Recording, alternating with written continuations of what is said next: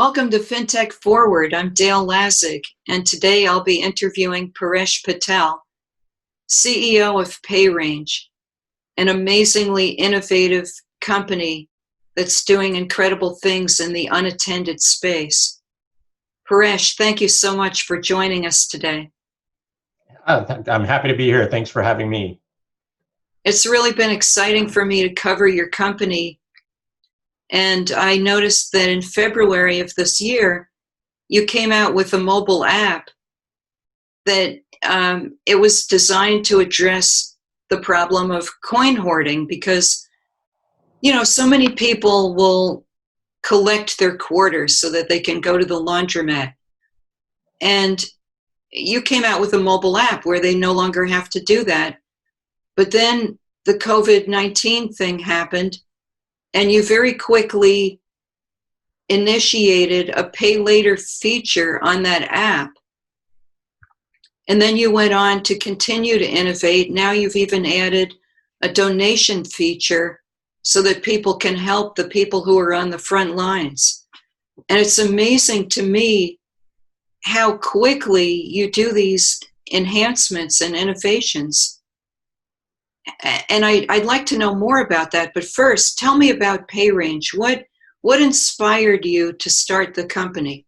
Again, Dale, happy to be here. So I've actually spent my entire career in the unattended retail segment. Many years ago, when I was 17 years old, I started a vending machine company as a way to pay for school. I started with just one single soda machine, placed it out on location. And the reason I chose vending was I wanted to go to school, go on to college, but I didn't want it to, whatever I was going to do, detract from my actual schooling. So having a vending company allowed me to service the machines, when I needed to in between breaks in school or whatnot, but still remain focused on the actual school. After that, I kind of transitioned from being a vending operator to a vendor side where I'm actually solving the payment side of things now. How did you get the idea for PayRange? So it was really interesting. When I ran my vending machine company, one of the things that I had been watching was my consumers becoming increasingly cashless. And we would buy a set of machines, place them out in a location, and if you stood back and watched, you would watch that fewer and fewer users were actually able to make payment to make a purchase. Demand wasn't the problem. The reality was they just didn't have $1.02 to make a purchase or whatnot. And one day, I actually became one of my a problem similar to one of my consumers. I was actually driving with my kids in the back seat late at night, and my tire pressure warning light came on. And I pulled into a gas station. I had 3 quarters and the machine needed 4 to activate the air machine. And at that point, I realized there was another big problem here in the sense that it wasn't the fact that I didn't have money to activate the machine. It wasn't that I didn't have a credit card.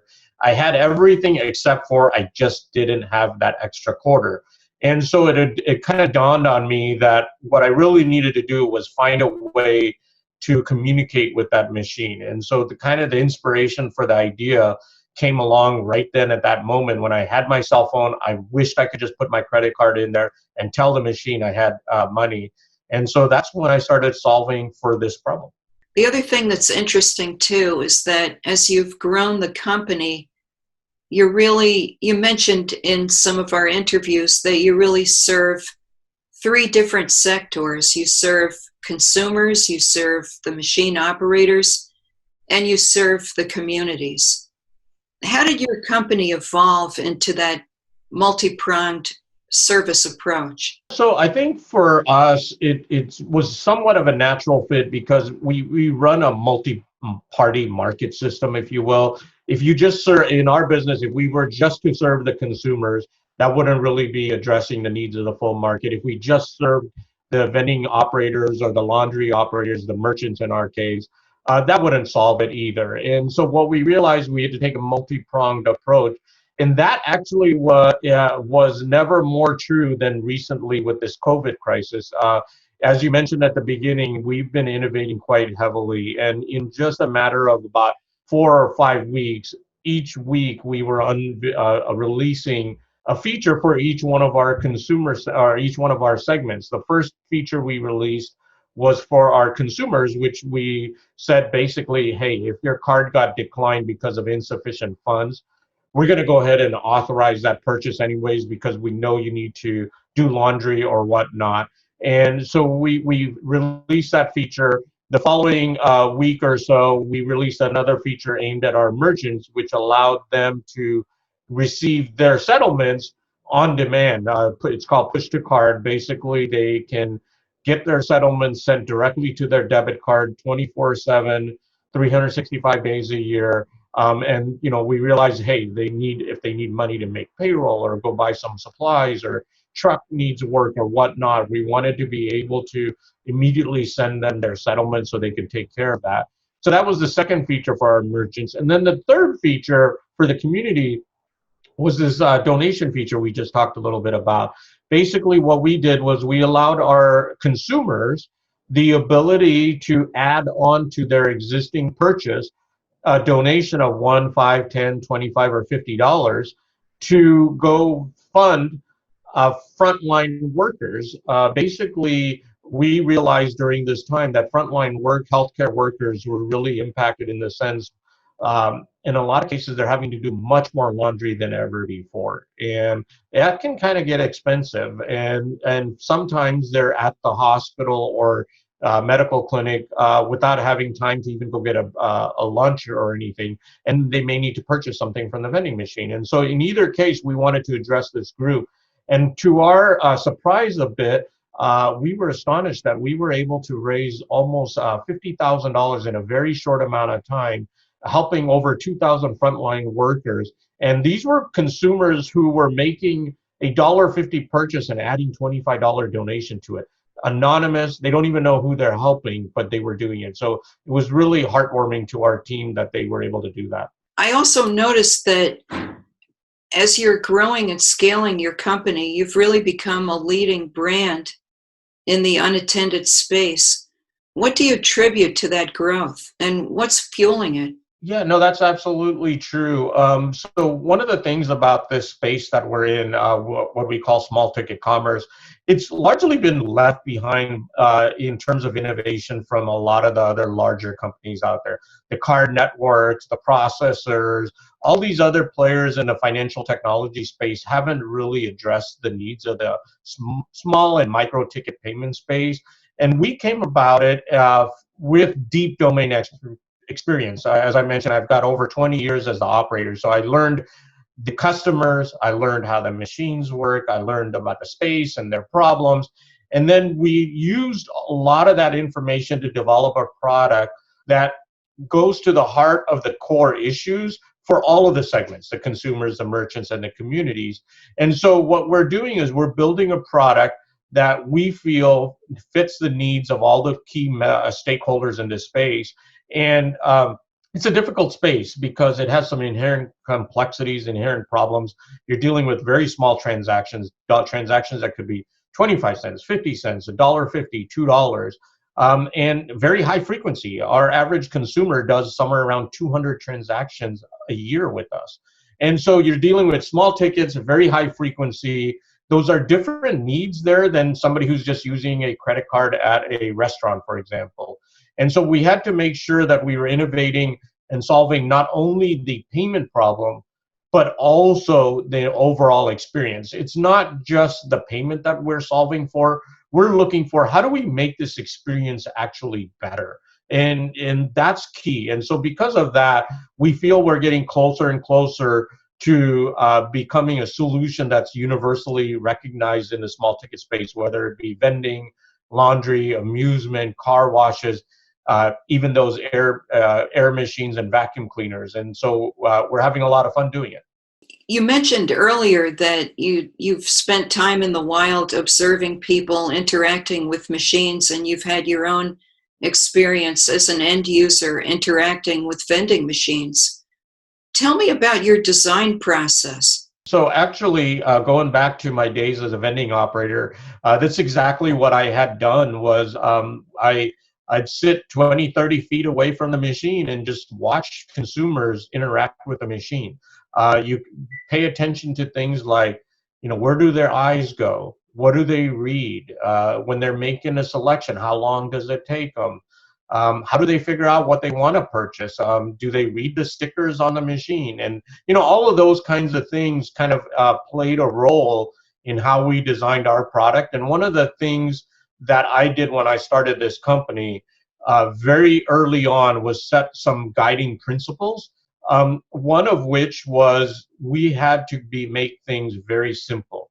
And this is not to say that consumers can't figure out complex things or they're dumb.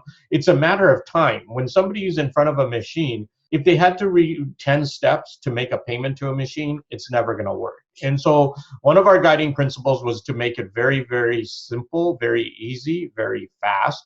We also looked at figuring out how we could leverage existing knowledge that consumers have. Because if you leverage existing knowledge that consumers have, whatever they're interacting with, something outside of the vending space, then we don't have to train them on that. So we don't have to teach them how to do that. So a lot of things you'll see about our app is it's very intuitive.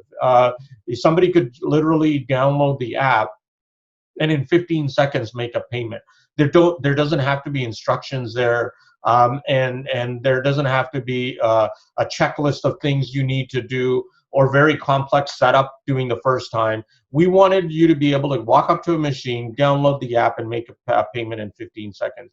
So a lot of our design process is about how do we remove friction away from this? How do we remove extra steps? How do we remove extra words on the screen? Anything that we put extra there as actually cognitive overload in some senses, right? Like they have to think about it. And what I had kind of strived to do with our engineering team is how do we make this so simple that people really don't even have to think about it? We want them to do it as a way of second nature. And in some cases, even early on when I was talking to some of our investors, they didn't quite understand what we were trying to do, because at the time when I was starting the app, building the app initially, which was 5-6 years ago, a lot of app development was about maximizing the amount of time a consumer spends in your app, right? Because you wanted that screen time. And so you wanted to have different ways to engage them. You wanted them to be in the app. And in fact, the more you could kind of, I don't want to say clutter their experience, but put things in their way, the more you kept them engaged. And I was saying the exact opposite. 6 years ago, I was saying, I want them to launch the app and make a purchase without even thinking about it. I didn't even want them to spend an extra 3 seconds if they didn't have to. I wanted it to be second nature, and I wanted to minimize the amount of time they spend in our app. And so it kind of started backwards from the very early on, but we've kind of held true to that today. We try to make sure nothing gets away in the actual purchase process, if that's all somebody wants to do. But if they want additional features, like for example, they want to know how long until their dryer is complete, we want to make those things available, that rich experience, but we just don't want it to get in the way of the actual purpose of what they're doing, which is to make a payment. Tell me, what trends are you seeing in FinTech, especially in the unattended FinTech market? And what do these trends reveal? I think that overall in the broader FinTech community, I think for the last 4 or 5 years, a lot of innovation has come into the FinTech space for sure.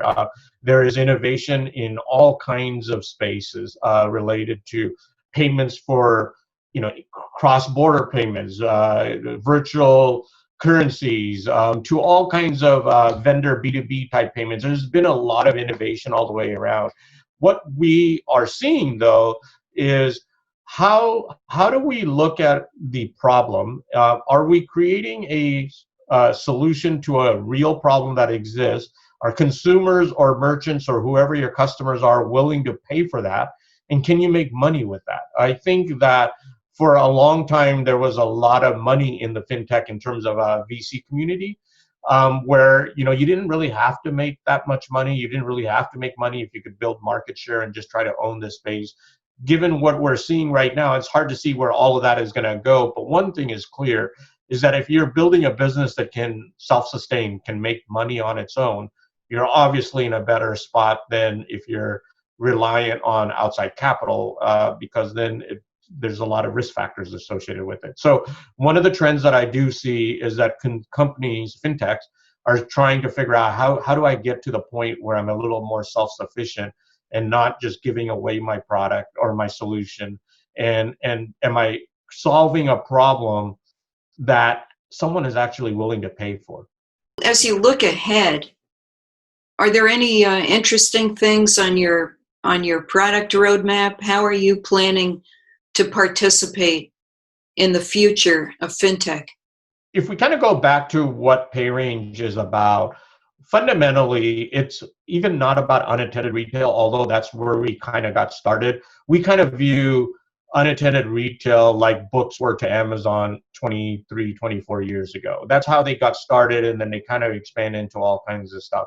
What we're fundamentally about is this being a large network for everyday purchases, things that people purchase on a high frequency basis, right? Things that are non-bill payment, it's not you going to buy a refrigerator, but this is about everyday payments, from parking to car washes to tipping the valet to the shoe shine person at the airport to whatever it could be. And so these are generally small ticket purchases. They're usually high frequency. The average consumer is probably doing 3, 4, 500 transactions a year for these everyday purchases, if you will. And we want to capture more and more of those things. And so our future roadmap is all about capturing everyday purchases. And there's things that are unique about everyday purchases that we uniquely solve for. One, as I've already mentioned, they're typically small ticket, but there are other issues related to that too. Typically, you want some element of security. You want some element of privacy, anonymity. One of the key benefits of cash is that it's anonymous. Once you pay somebody, you don't have to exchange any personal information. You don't have to give them your name. You don't have to give them your phone number. You don't have to give them your email address. There's really no way they can get back to you. And in a lot of reasons, people pay cash are for anonymity or limiting the exposure, right? And the risk associated with that transaction. And that's kind of what PayRange does. In a lot of ways, we're like a firewall between the consumer and the merchant. When a consumer engages with PayRange, they make a transaction by our namesake with the merchant who's in range of them. But they don't have to share any information. They don't give the merchant their phone number. They don't give the merchant their email or their credit card number or any of that kind of stuff. The only thing that you share with the merchant is you're in physical range of that merchant. We process that transaction, and we do it securely. We limit your exposure. We maintain your anonymity. And in a lot of ways, we're a cash replacement because of that. I love your analogy between Amazon and books and PayRange and unattended. Mm-hmm. Thank you so much. I've really enjoyed this chat today. Thank you for having me again.